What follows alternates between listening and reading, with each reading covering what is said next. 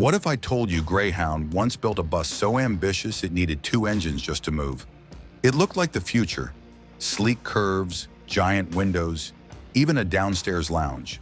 They called it the Scenicruiser, and in 1954 it was supposed to change travel forever. But here's the shocking part. This futuristic giant almost tore Greyhound apart from the inside. Why would a company risk everything on such a wild idea? And what secret mistake sealed its fate? Stick around till the very end, because the final truth about this machine will blow your mind. America on the move, Greyhound's Big Dream. Step into the 1950s. America was booming, highways were growing fast, and road travel felt exciting. Cars had shiny chrome bumpers and rocket ship tail fins. Airlines were still pricey, and railroads felt old-fashioned. So if you wanted to see the country in comfort, you took the bus. And in that world, Greyhound ruled. But Greyhound wanted more than to rule. They wanted to stun. They wanted a flagship that would make passengers gasp when it pulled into a station. A bus so advanced it would feel like a piece of tomorrow arriving early.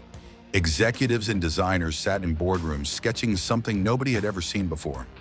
A split-level body with panoramic windows so you could watch the world roll by. A lower deck with restrooms, plush seats and air conditioning. They imagined tourists crossing states in style, businessmen sipping coffee while flying past farmland, families making memories in a bus that felt like a moving hotel. They took these wild sketches to General Motors, the powerhouse behind many buses of the era, and said, "Build us something unforgettable." GM engineers smiled, nodded, and started to dream with them. When the blueprints came back, Greyhound couldn't believe their eyes. It looked like a spaceship on wheels. A new name was chosen to match its boldness: Scenicruiser. Ads called it the bus of tomorrow. And for a brief moment, it seemed like Greyhound had just rewritten the future of travel. Twin engines, twice the trouble. Underneath that glamorous exterior hid a decision that would haunt Greyhound for years. Instead of one powerful engine, the Scenicruiser carried two smaller diesels working together. On paper, this seems smart. Two smaller engines meant more flexibility, and GM didn't have a single big engine that fit the design. So they paired them up like two horses pulling the same wagon. But here's the catch. Those engines had to stay perfectly in sync. If one lagged, the whole system shuddered. Drivers reported strange jerks on the highway. One engine might overheat while the other still pushed, twisting the drivetrain. Mechanics would spend hours balancing them. A bus leaving Chicago might roar proudly, but by the time it hit Kansas, one engine would sputter, leaving the other to drag a half-dead bus across the plains. Greyhound's marketing team kept smiling in the brochures, calling it smooth and powerful. But behind the scenes, service shops were overwhelmed. The Scenicruiser needed special tools, rare parts, and expert hands. Drivers carried wrenches and spare belts like pilots carry emergency checklists. Passengers started to notice too. A luxury trip could suddenly turn into hours parked on a shoulder, while smoke drifted from the back. People shared stories like urban legends.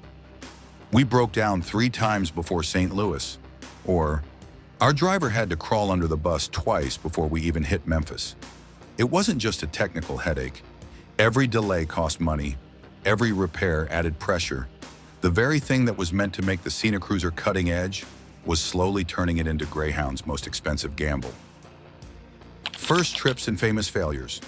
Despite the hidden troubles, Greyhound rolled out the Scenicruiser with fanfare in 1954. Stations held ribbon cuttings, crowds gathered, and newspapers praised the futuristic look. For many passengers, stepping onto one for the first time felt magical. Those huge windows gave panoramic views of cities, mountains, and coastlines. The split-level layout felt spacious. At first, people were charmed, but soon reality kicked in. A cross-country trip that should have been smooth often ended up as an unpredictable adventure. Stories poured in, engines cutting out on long hills, buses crawling to terminals hours late, replacement coaches being rushed out in the middle of the night. Rival companies like Trailways noticed the chatter and quietly began advertising reliability over flash. "Arrive on time," their posters promised, while Greyhound scrambled to keep its image intact. Inside Greyhound, tension grew. Maintenance costs skyrocketed. The engineering team insisted the design just needed time. Executives demanded fixes faster than parts could be shipped. Yet they had already invested in a fleet of these buses. Over 1,000 Scenecruisers were out there. Pulling them all back would have been financial suicide. So Greyhound pushed on, hoping the excitement would outweigh the flaws. For some passengers, it did. For others, the Scenecruiser was a nightmare dressed as a dream. The cost of keeping them running Greyhound wasn't about to give up. They poured money into new facilities built specifically to handle the Scenecruiser's odd needs. They created training programs just for mechanics. Replacement engines were kept in stock like candy in a jar. Drivers, on the other hand, became part-time engineers. They learned how to coax performance out of the two hearts under the floor, when to ease off the throttle, when to shut one down to save it, and how to reassure passengers when something started to rattle. For customers, every ride was a gamble. Some trips felt smooth and luxurious, with passengers leaning back in wide seats and snapping photos through those massive windows. Others felt like survival stories. Buses parked on gravel shoulders, passengers stretching their legs while drivers tinkered in the engine bay. Yet there was something charming about it. Even with the breakdowns, the Scenecruiser looked like nothing else. Kids pointed as it rolled past. Travelers bragged about riding one, even if their trip took longer than planned. It had personality, and that personality, good or bad, kept people talking. Greyhound quietly began exploring fixes, and over time, they found a solution. A bold redesign and redemption. By the late 1950s, Greyhound engineers had had enough of babying the twin-engine setup. They worked with GM to redesign the powertrain entirely.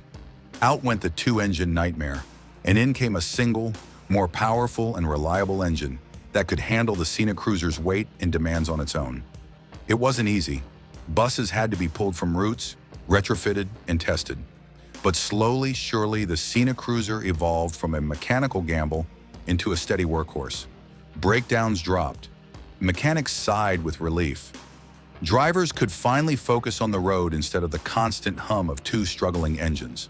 Passengers started to notice the difference too. Trips became smoother, timetables were kept more reliably, and the Scenecruiser's reputation began to heal. Over the next decade, these buses became a familiar sight across the country. Rolling icons of a time when Greyhound dared to try something wild. It's a reminder that innovation often comes with growing pains. The Scenecruiser might have stumbled at first, but thanks to sheer stubbornness and endless tinkering, Greyhound turned a disaster into a legend. A design that became an icon. Even with its rocky start, the Scenecruiser earned a permanent place in transportation history. That split-level silhouette, those sweeping panoramic windows, the bold silver and blue stripes racing down the side, it was pure 1950s optimism on wheels.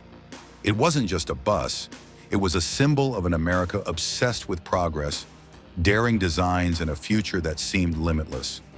Collectors today still hunt for old Scenecruisers, scouring backyards and forgotten depots for any survivor worth saving. Restorations take years and cost a fortune, but enthusiasts do it because they know they're preserving a piece of history.